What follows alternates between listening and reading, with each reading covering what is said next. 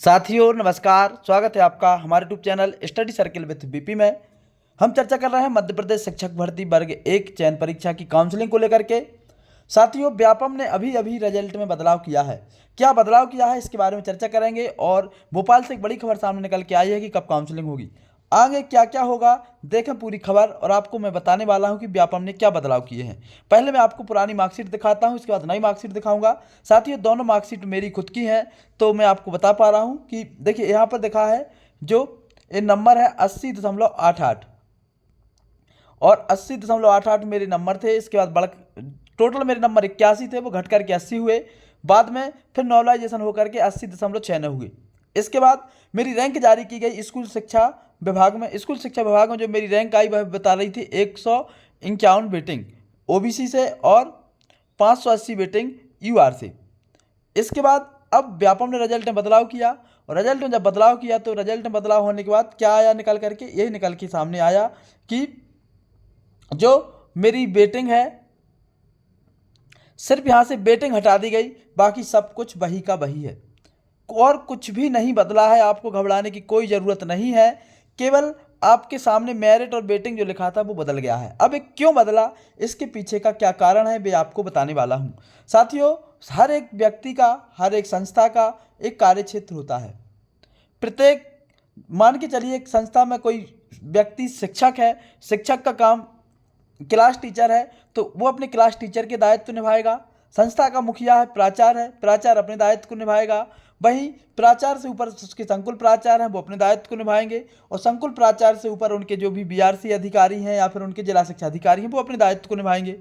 क्योंकि ये पहली बार ऐसा देखने को मिला था कि ईएसबी के द्वारा जो रिजल्ट जारी किया गया साथ में मेरिट बताई गई। हर बार ईएसबी केवल इतना ही रिजल्ट जारी करता था कि आपके कितने नंबर हैं और आप क्वालिफाई हैं डिसक्वालीफाई। क्वालिफाइड की मिनिमम मार्किंग जो है वह ईएसबी के नोटिफिकेशन में तुरंत के तुरंत बता दी गई थी। जो भी है 50 नंबर यूआर के लिए थे शायद, और 45 नंबर जो है कैटेगरी वालों के लिए थे। मुझे एग्जैक्ट ध्यान नहीं आ पा रहा है, अगले वीडियो में आपको एग्जैक्ट बता दूंगा। बाकी लगभग इतने ही थे, जिसको लेकर के कोर्ट में केसेस भी लगा था कि पात्रता परीक्षा में ही इतने नंबर किए जाएँ। तो वो सारी चीज़ें थी, जिनके उतने नंबर थे उनके सामने क्वालिफाइड लिखा आ रहा है, तो मेरे नाम के सामने भी क्वालिफाइड लिखा है। अब हुआ क्या है कि ये जो मेरिट बनाना और वेटिंग बनाना किसका काम है, ये काम है आपका डीपीआई का। डीपीआई मतलब लोक शिक्षण संचालनालय। लोक शिक्षण संचालनालय ये रिजल्ट बनाएगा। ये रिजल्ट की जो सीट है डीपीआई को फॉरवर्ड कर दी जाएगी, और साथ ही पदों की लिस्ट, जो पदों का आपका आरक्षण का चार्ट है उसके सहित जो पद बटे हैं।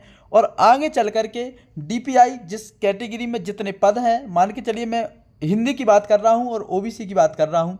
हिंदी ओबीसी में 23 पद मेल के हैं, 23 पद मेल के नहीं, 23 पद ओबीसी ओपन के हैं और 23 पद फीमेल के हैं।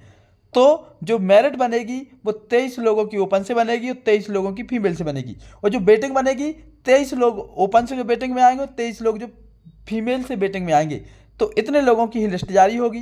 तो 151 तो बेटिंग हो ही नहीं सकती, क्योंकि उन लोगों की बेटिंग जारी नहीं होती है। सिर्फ बेटिंग उतने लोगों की ही जारी होती है जितने पद होते हैं। तो इसलिए अभी मेरी 151 बेटिंग है, आगे चल कर के मेरी बेटिंग भी नहीं आएगी, क्योंकि मेरे यहाँ पर इतने पद ही नहीं हैं कि 151 लोगों को बेटिंग दिया जाए। हाँ, पद बढ़ते हैं तो भले ही कुछ भी हो जाए। तो अब जितने लोगों का नाम बेटिंग में है, बहुत सारे लोगों का नाम हट जाएगा, क्योंकि अभी सबके नाम एक तरफ से रैंक के हिसाब से उन्होंने बेटिंग बना दी थी। तो आगे चल करके ये बेटिंग बनेगी और उसके हिसाब से डीपीआई जो लिस्ट बनाएगा, तो जितने लोग चयन सूची में होंगे उतने ही लोग प्रतीक्षा सूची में होंगे। अब चयन सूची में कितने लोग होंगे वो आपको शुद्धि पत्र में दिख जाएगा। आप शुद्धि पत्र में अपने अपने कैटेगरी के, अपने अपने सब्जेक्ट के पद देख सकते हैं। तो ये है दूसरी अपडेट निकल कर के सामने आ रही है कि आज बहुत सारे लोग डीपीआई के पास गए थे, वर्ग 1 वाले चयनित, जिसमें एक हमारे मित्र भी हैं, उनका नाम मैं सोशल मीडिया पर नहीं ले सकता हूं, लेकिन उनसे मेरी अभी व्यक्तिगत बात हुई तो वहां पर उन्होंने कहा है कि डीपीआई के अधिकारियों का कहना है कि जो पूरी प्रोसेस है, ये सारी की सारी प्रोसेस, आप लोगों की ज्वाइनिंग की, काउंसलिंग की प्रक्रिया, सारी की सारी प्रोसेस चुनाव के बाद संपन्न कराई जाएगी। तो अभी आप लोगों को घबराने की बिल्कुल भी जरूरत नहीं है। सिर्फ आपके नाम से मेरिट और बेटिंग हटा है, आपके नंबर नहीं घटे हैं। आपकी वही मेरिट रहेगी, वही बेटिंग रहेगी। बिल्कुल भी ना घबराएं, सिर्फ धैर्य बनाए रखें।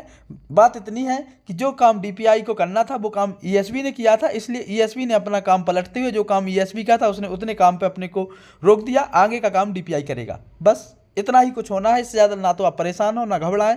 जिसका चयन था उसका चयन होगा, जिसका नाम जितने मेरिट पर था उसका देख लेना, लिस्ट में उतने ही नाम मेरिट पे आएगा, बिल्कुल घबराने की जरूरत नहीं है। आज की इस वीडियो में इतना ही। वीडियो पसंद आया तो इसको लाइक कर लें, साथ ही हमारे चैनल को सब्सक्राइब कर लें और पल पल की अपडेट के लिए हमारे साथ जुड़े रहें। आज की इस वीडियो में इतना ही। जय हिंद।